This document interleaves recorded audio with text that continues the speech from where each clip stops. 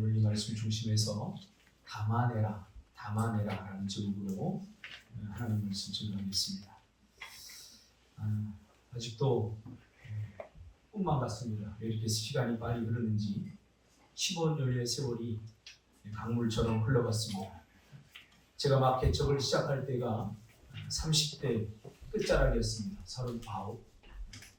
근데 이제 제 나이도 50대 중반에 들어섰습니다. 인천에서의 잠깐 사역을 마치고 기도 중에 우연히 경북 예천이라고 하는 곳에 사역을 하러 갔습니다. 부교육자 사역을 하러 가면서 저는 원래 이 학교를 하고 싶었기 때문에 그때 폐교를 이제 얻어서 학교를 하려고 이렇게 애를 쓰고 있었습니다. 컴퓨터 화면에다가 폐교를 다 올려놓고 싸고 저렴하게 나누는 거 좋은 곳 없나 이렇게 알아보다가 도저히 그렇게는 안 될 것 같아서 이제 경북 예천에 머물면서 주변에 경북 쪽에 폐교가 되는 학교가 많다고 해서 이제 폐교를 알아보던 도중에 예천 제일교회라고 하는 교회가 나서 그 교회에서 사역을 하게 됐습니다. 그러다가 저 찌끄레기 같은 친구들을 만났습니다. 너무 행복하고 좋은 사역 가운데 하나님은 또 그곳을 떠나라고 해서 기도 중에 개척을 하고 인천으로 다시 와서 이제 개척 사역을 했습니다.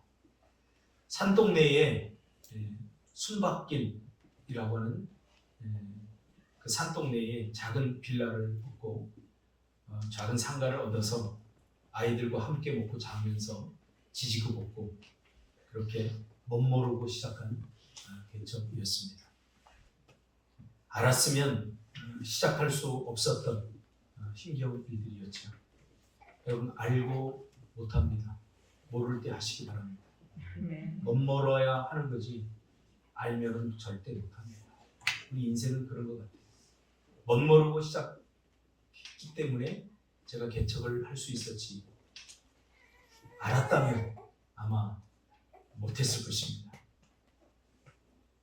힘겨운 시작과 여정으로 여기까지 왔습니다. 하나님께 감사와 영광을 올려드립니다. 여기까지 오면서 하나님이 순간순간 부어주시고 인도해 주신 여정은 딱 두 마디입니다. 은혜 그리고 감사입니다. 아무리 일주일 동안 제가 이 개척 15년을 돌아보면서 내 안에 무엇이 남았을까 하고 뒤져보니까 뭐 때로는 원망도 있었고 불평도 있었고 그렇지만 맨 밑바닥에는 은혜 그리고 감사만이 남아있는 것을 보게 되었습니다. 인생의 가장 아랫바닥을 경험했고 또 심리적으로도 정말 자존심 상하는 가장 밑바닥을 경험한 시간들이었습니다. 오늘은 그 여정 속에서 하나님이 주신 은혜 하나를 오늘 말씀에 비추어서 함께 나누려고 합니다. 솔로몬은 어린 나이에 왕이 되었죠. 멋모르고 시작한 거예요. 솔로몬 왕도 왕이 얼마나 힘들고 어려운 길을 가야 하는지 몰랐기 때문에 왕이 된 거죠. 멋모르고 시작한 거죠. 물론 하나님께서 기름을 부었지만 그 개인적인 심리는 아마 멋모르고 시작한 것 같습니다. 그는 이 왕자라는 게 결코 쉽지 않은 자리임을 아버지 다윗의 통치를 보면서 뼈저리게 경험하게 되죠. 그래서 하나님께 일천번제를 드리게 됩니다. 왜요? 내 힘으로는 할 수 없기 때문에 하나님의 도움을 구하는 제스처입니다. 하나님께 하나님의 도움을 구하게 되죠. 그렇죠? 오늘 우리도 마찬가지죠.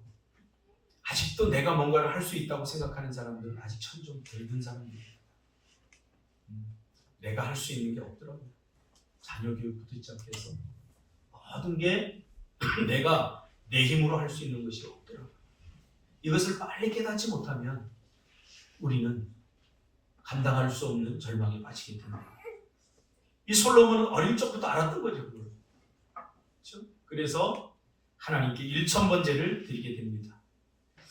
그러니까 이스라엘의 왕은 순수한 왕정의 시전이 아니라 하나님 나라의 신정 정치를 구현해내는 왕으로 부름을 받았거든요. 근데 이게 다른 거예요. 인간 왕과 인간 왕으로서의 왕과 하나님께 부름받은 왕이 달라요. 우리도 마찬가지입니다. 우리가 똑같은 인생을 살지만 우리가 세상 사람들과 다르게 살아야 될 이유, 다른 가치를 붙들어야 될 이유가 여기 있습니다. 오늘 아침에 여러분 뉴스 들었지 않았습니까? 할로윈 데이 때문에 이태원에서 지금 공식적으로 149명이 죽었어요. 압사해서 78명이 지금 중상인데 거기에서도 심정지 상태로 온 사람들이 많기 때문에 지금 남의 나라 일이 아니에요. 그 저변을 가만히 뚫고 들어가보면 기독교 정신을 자꾸 이 사탄이 점령을 하면서 할로윈 데이가 뭡니까? 호박귀신이에요. 호박귀신. 이게 저는 염려했어요. 한국의 영어 학원에서 한 20년 전부터 할로윈을 교묘하게 가지고 들어오기 시작하면서 할로윈 축제를 막 하더라고요. 야, 이거 큰일 났구나. 그런데 아니나 다를까. 여러분, 사단이 우리를 공격하는 것은 무책임입니다. 사단의 정신을 이어받은 사람들은 자기가 한 일에 대해 절대 책임을 잘 지려고 하지 않아요. 죽은 아이들이 거의 10대, 20대입니다. 이제 어떻게 할 거예요, 이 노릇을? 누구에게 책임을 물을 거예요? 저와 여러분이 책임을 져야 됩니다. 할로윈 데이 그런 거 보내지 마세요. 어떻게 될지도 몰라요. 설마 그렇게 지금 그것뿐만 아니에요. 이 솔로몬이 세상 사람들처럼 살려고 그러면 쉬워요. 그냥 따라 살면 돼요. 그러나 그 인생의 끝에 여러분 그 헛되고 허무함을 여러분 어떻게 감당하시려고 그러십니까? 사세요. 그렇게 살려요. 그것 때문에 우리가 하나님의 말씀을 붙들고 살아야 돼요. 오늘 솔로몬 어린 나이에 왕이 됐지만 그걸 알았잖아요. 그래서 통치하기 전에 먼저 하나님께 일천번제를 드리잖아요. 인간 왕이 하나님 나라를 구현하고 실현하는 역할을 해야 되는 그 솔로몬의 역할이었습니다. 비록 인간으로서 왕이 되었지만 그러나 자기의 욕심, 자기가 하고 싶은 것을 이 나라에 실현하고 하는 것이 아니라 하나님의 뜻을 이 땅에 이루고 하나님 나라를 실현하려고 하는 것이 인간왕의 하나님이 세우신 인간왕의 세움의 목적입니다. 여러분, 우리 삶의 이유와 목적을 분명히 해야 됩니다. 척하면 안 됩니다. 제가 해보니까 신앙생활 해보니까요, 믿음이 있는 척하면 더 불행해져요. 기도하는 척하면 더 불행해져요. 기회가 별로 없어요. 그냥 그 사람이 돼야 돼요. 그 사람. 그 본질이 돼야 돼요. 본질. 기도하는 척하는 사람이 아니라 기도하는 사람이 돼요. 믿음 있는 척하는 사람이 아니라 믿음 있는 사람이 돼요. 진짜만이 가짜를 이길 수 있고 진리만이 비진리를 이겨낼 수 있거든요.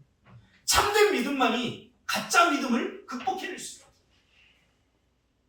그래서 솔로몬은 이건 내 안에서 나오는 어떤 힘으로, 내 안에서 발생하는 어떤 능력으로는 이 이스라엘을 통치할 수 없다. 깨달은 거죠. 그래서 하나님께 1000번째 제사를 드리고 하나님께서 뭐라고 그러죠? 내가 네게 무엇하여 주기를 원하느냐 하고 물을 때 솔로몬은 뭐라고 그러죠? 저렇게 많은 백성을 내가 재판할 수 있습니까? 종에게 하나님의 음성을 듣는 마음을 주사 주의 백성을 재판하여 선악을 분별하게 해주십시오. 이렇게 요청합니다. 그것이 하나님의 마음에 들었다라고 성경 기자는 이야기합니다. 그러면서 11절에 이에 하나님이 그에게 이르시되 내가 이것을 구하는도다. 자기를 위하여 장수하기를 구하지 아니하며 부도 구하지 아니하며 자기 원수의 생명을 멸하기도 구하지 아니하고 오직 송사를 듣고 분별하는 지혜를 구하였으니 12절에 내가 내 말대로 하여 내게 지혜롭고 총명한 마음을 주노니 내 앞에도 너와 같은 자가 없거니와 내 뒤에도 너와 같은 자가 일어남이 없으리라. 그러면서 내가 또 내가 구하지 아니한 부귀와 영광도 내게 주노니 내 평생의 왕들 중에 너와 같은 자가 없을 것이다 하면서 축복을 하지 않습니까? 무슨 말이에요? 구해야 될 것을 구했다는 거예요. 농사 짓는 사람이 구해야 될 것은 뭐예요? 성실함이에요. 그렇죠? 하나님의 백성들이 구해야 될 것은 믿음이에요. 근데 우리는 지금 엉뚱한 것들을 구하고 이렇게 뒤죽박죽이 되는 거예요. 우리 인생 뒤죽박죽이. 지금 솔로몬은 정확히 알았어요. 그리고 그걸 구한 거예요. 왕이 통치를 잘해야 되잖아요. 하나님의 말씀을 잘 듣고 그 하나님의 말씀을 이 나라에 실현하는 것이 하나님이 세우신 인간 왕의 목적이에요. 주어진. 그 목적에 충실하잖아요. 오늘 본문에 보니까 뭐라고 그래요? 장수도 구하지 아니하고 부귀와 영화도 구하지 아니하다. 여러분이 기도를 살펴볼 필요가 있어요. 무엇으로 가득 차 있는지. 정말 구할 것을 구해서 얻으면 다른 것은 더하여 하나님 주시겠다고 약속해 주셨어요. 근데 우리는 이 논리적 순서를 자꾸 바꿔요. 솔로몬은 사사로이 개인적인 부귀와 영화, 개인적인 정치적인 복수 뭐 이런 것에 관심이 없었고 오직 하나님이 맡겨주신 저 백성들을 어떻게 하나님의 사랑으로 만들어 하나님 나라를 만들어 갈까에 순수한 열정이 있었음을 오늘 발견하게 됩니다. 신약은 이것을 이렇게 번역하죠. 먼저 그의 나라와 그의 의를 구하라. 그리하면 이 모든 것을 더하여 주시리라. 오늘 이 말씀을 여러분 좀 담았으면 좋겠습니다. 솔로몬이 구한 지혜는 좁은 의미에서 판결, 즉 재판의 지혜를 구한 거예요. 이 삼권이 분립되지 않은 상황에서 재판은 사법부의 기능을 뛰어넘어서 왕의 통치 행위와 연관이 있는 거예요. 다시 말하면 왕의 존립과 관련이 있는 거예요. 왕정 시대에 삼권이 분립되지 않았잖아요. 그러니까 모든 책임을 누가 져야 되냐면 왕이 져야 되는 거예요. 판결을 통해서 백성들은 그것을 우리 왕이 얼마나 통치를 잘하는지 굽어지지 않고 통치를 잘하는지 그것을 가늠할 수 있었죠. 그래서 모든 억울한 자들 그리고 억눌린 자들 이런 사람들이 억눌리지 못하게 억울하지 못하도록 옳고 그름을 분별하는 그 성문 앞에서의 그 판결을 통해서 백성들의 존경을 받고 백성들의 사랑을 받는 거죠. 그 판결하는 것이 얼마나 중요한지 몰라요. 판결을 잘못하고 구분 판결을 하고 자기 마음에 든다고 좋은 판결을 하고 마음에 들지 않는다고 나쁜 판결을 하고 이게 아니라 정말 공의로운 판결을 통해서 나라를 세워 나가는 것이 바로 왕정 정치의 핵심입니다. 그런데 만약에 솔로몬이 잘못 판결을 하면 어떻게 될까요? 존경받지 못하죠. 그 왕이 이를 오래 버티지 못하죠. 대의, 그래서 우리가 대의라고 그러죠. 어떤 자리에 올라서 사리사욕을 채우고 자기 욕심을 채우고 하려고 하는 이런 것들 솔로몬은 구하지 않았다. 우리가 믿음 생활하면서도 마찬가지죠. 하나님을 이용해서 기도를 이용해서 어떤 나의 뜻을 이루고 어떤 나의 복수를 꿈꾸고 그런 것은 옳지 않아요. 오늘 솔로몬을 보세요. 대의를 꿈꾸잖아요. 대의를. 오직 나를 통해서 내 통치를 통해서 하나님의 뜻이 이루어지고 하나님 나라가 이 땅에 실현되는 것을 원합니다. 이렇게 설교하면 아마 목사님은 지나치게 이상주의자다라고 생각할지 모르지만 제 이야기가 아니라 성경의 이야기입니다. 저는 목사님들과 또 성도님들과 이야기하면서 깜짝 놀라요. 하나님의 말씀을 이상적으로 받아들이는 사람이 있어요. 그거 이상적이야. 현실이 중요한 거지. 그러면서 하나님의 말씀을 두 번째로 놓고 자기 열심을 더 앞세우는 사람들을 많이 봤어요. 지혜란 뭡니까? 오늘 본문에 보니까 지혜의 실체는 솔로몬이 이야기하죠. 하나님의 음성을 듣는 마음이 지혜다. 여기서 1막이 끝납니다. 1막. 자, 지혜란 하나님의 음성을 듣는 마음이다. 솔로몬은 엉뚱한 거 구하지 않고 진짜를 구했다. 본질을 구했다. 근데 저는 사실 2막이 더 은혜스러워요. 2막. 한 장을 딱 넘겨보면 3장에서 한 장을 딱 넘겨보면 이게 우리가 이야기한 내용이 3장 내용이거든요. 한 장을 딱 넘겨보면 4장이 나오는데 이 4장을 보면 이 지혜에 대해서 또 다른 측면의 모습을 드러내고 있습니다. 29절에 보면 하나님이 지혜와 총명을 심히 많이 주시고 또 넓은 마음을 주시되 바닷가의 모래같이 하셨다라고 말합니다. 여기서 지혜와 바닷가의 모래 같은 헤아릴 수 없는 넓은 마음은 같은 의미입니다. 그러니까 지혜의 또 다른 시적인 표현이에요. 지혜를 이 성경 기자는 시적으로 표현했는데 지혜가 뭐냐? 바닷가의 모래같이 헤아릴 수 없는 넓은 마음이 지혜다. 그렇게 얘기합니다. 그러니까 지혜가 담기는 것은 바로 우리의 바닷가의 모래같이 넓은 마음이라는 사실이에요. 결론적으로 말하면 옹졸한 마음의 지혜가 담기지 않습니다. 여러분 그런 말이 있죠. 밴댕이 소갈딱지 같다. 저는 밴댕이를 알아요. 이 말은 뭐냐? 밴댕이의 속 같다는 거예요. 밴댕이는 크거든요. 이만하거든요. 작은 물고기지만 근데 그 물고기의 크기에 비해서 내장은 조금이에요. 엄청 작아요. 그래서 밴댕이 소갈딱지 같다. 그럼 속 아래 딱지 같다. 그러면 돼요. 내장 같다. 밴댕이 내장. 제 말을 믿지 못하는 유서가 밴댕이를 잡아서 배를 한번 갈라버려. 그럼 등치는 큰데 밴댕이 소갈딱지는 요만하거든요. 오늘 우리 그리스도인들이 밴댕이 소갈딱지 같아서는 안 됩니다. 지혜가 없는 것이 아니라 지혜가 담기지 않는 것입니다. 오늘 솔로몬은 지혜를 바닷가의 모래같이 모래 같다. 이 지혜는 바닷가의 모래 같은 넓은 마음에 담기는 것이라고 말합니다. 다시 말하면 지혜로운 사람은 마음 넓음으로 드러난다는 것입니다. 헤아릴 수 없는 넓은 마음, 가늠할 수 없는 마음의 크기. 헤아려지는 것이 아니라 헤아려지지 않는 것. 우리 그리스도인은 헤아리는 사람이 아니라 헤아릴 수 없는 사람들이 되는 거죠. 그러다 보면 오해도 많이 받아요. 오해도 많이 받아요. 그리고 공격도 많이 받아요. 목회를 해보니 그렇더라고요.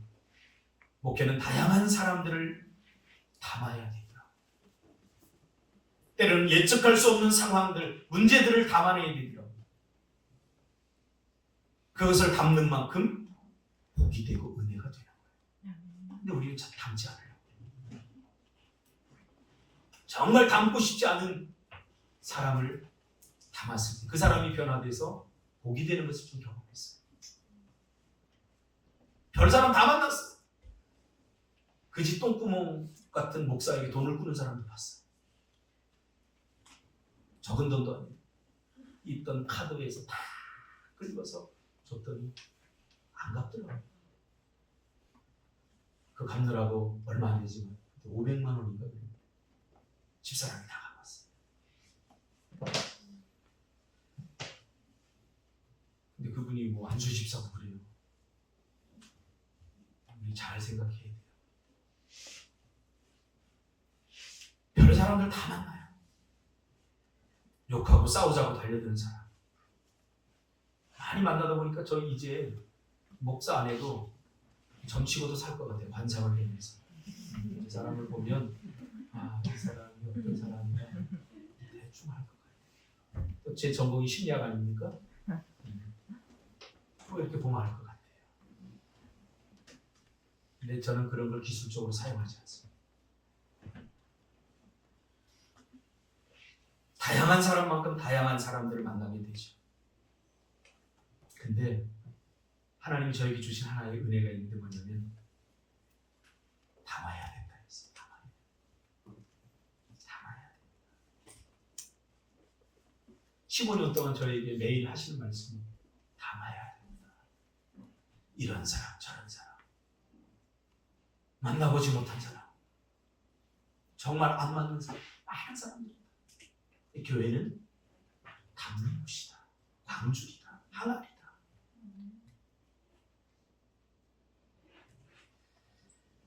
정말 독특한 사람도 많아요. 여러분들을 저를 향해 독특하다고 말할지 모르겠지만 그 사람이 더 독특한 사람이에요. 저를 독특하다고 보는 사람은 더 독특한 사람이에요.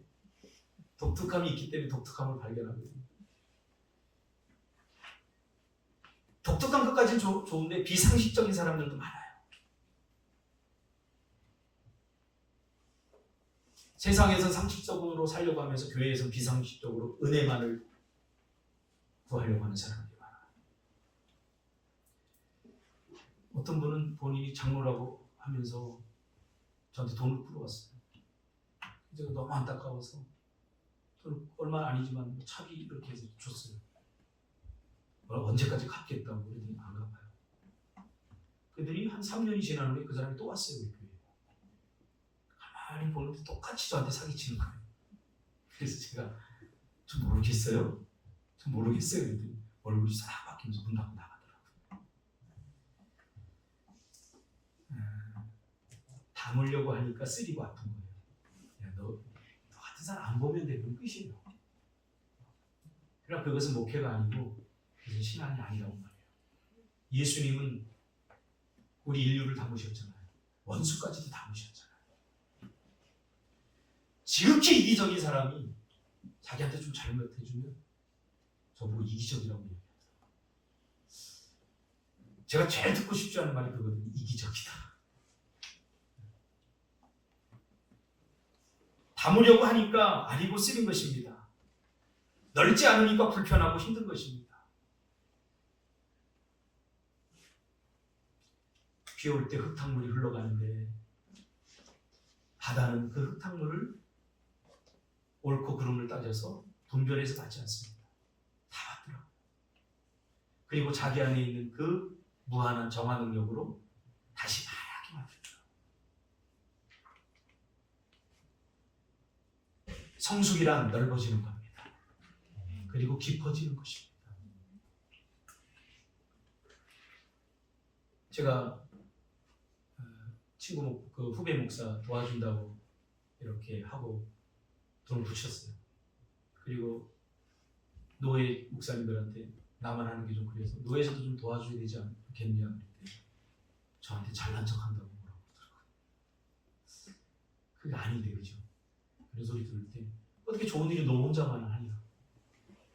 위에서부터 이렇게 딱 해서 질서를 지키고 해야지. 일리도 있지만 가슴이 아파요. 다 죽어가는 사람인데 이 사람을 어떤 방식으로 구할 거냐 논하다가 다 죽거든요. 죽어가는 사람 일단 구하고 가야 돼요.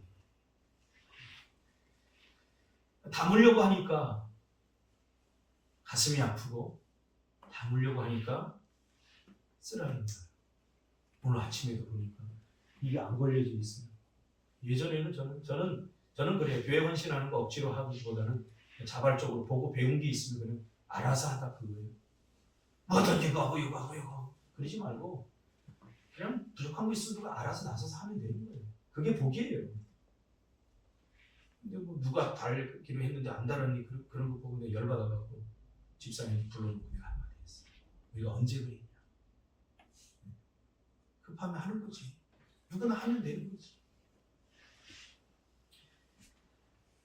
신앙생활이란 내 마음의 크기를 넓히는 과정입니다. 지혜란 마음의 크기며 수용 능력입니다. 담아야 합니다. 우리 삶의 문제도 마찬가지예요.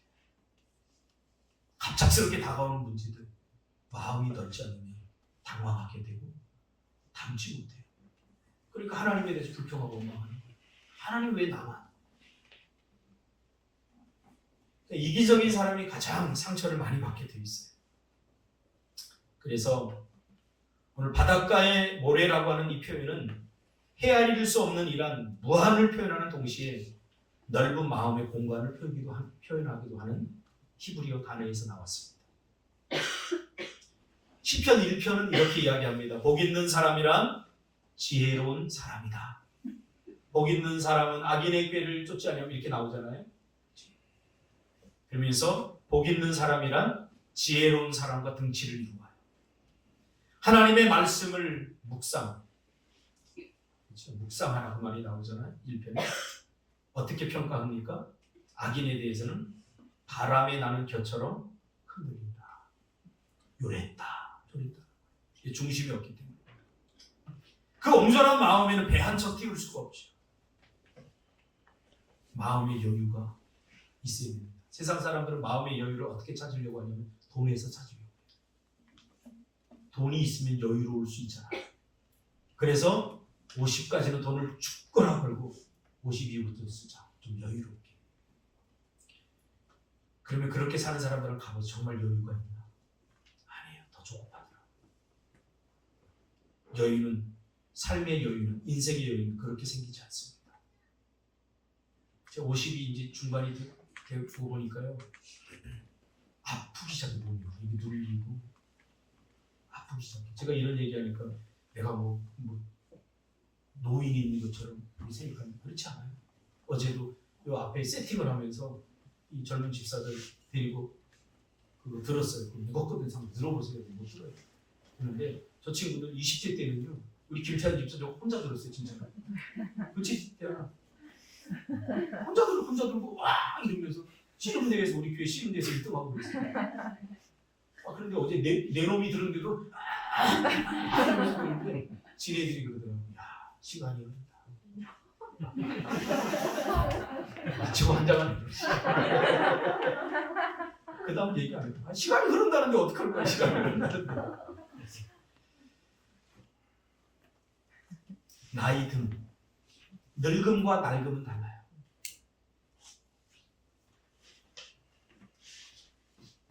성숙해지, 넓어져야지. 이렇게 옹졸해가지고 신앙의 연수가 올라가면 넓어져야죠. 그게 모두 뛰어서 놀고 수영할 수 있는, 그렇죠? 넓은 바다가 되겠죠. 그 바다에 얼마나 광활한 자원들이 있습니까? 담아내시길 바랍니다. 좋은 사람 나쁜 사람 고르지 말고, 고순도치 같은 사람도 있지만 까다로운 사람도 있지만 다 담아야 돼요. 저는 우리 민욱이를 기대해요. 할렐루야. 네. 민욱이를 이렇게 가만히 새벽에 이렇게 기도하면 참 민욱의 마음이 넓다 그런 생각을 많이 해요. 계속 넓어? 정말 마음이 넓다. 제가 이렇게 기도하고 새벽에 기도 못하면 아침에라도 와서 기도하고, 우리 제목 기도 제목 내고 이렇게 보면 우리 문혜선 집사님네 집은 기도 제목이 다 똑같아요. 아마 두 부부가 의논해서 적으면 자녀 셋이 보고 비슷하게 정답하는 다 비슷해 기도 제목입니다. 근데 나름대로 또 달라요. 우리 가윤이는 고양이하고 영원토록 살게 해주세요. 뭐 이런 기도 제목이 있어. 얼마나 아름답습니까? 고양이를 되게 아끼는구나. 그래서 기도하죠. 하나님, 고양이가 갑자기 죽어서 우리 가윤이 마음 아프지 않게 해주세요. 그렇게 기도하죠. 오래 살게 해주세요. 무슨 이딴 걸 기도해. 마음이 넓지 못한 그런 좀 마음을 넓혔으면 좋겠어. 끝입니다. 기도하겠습니다.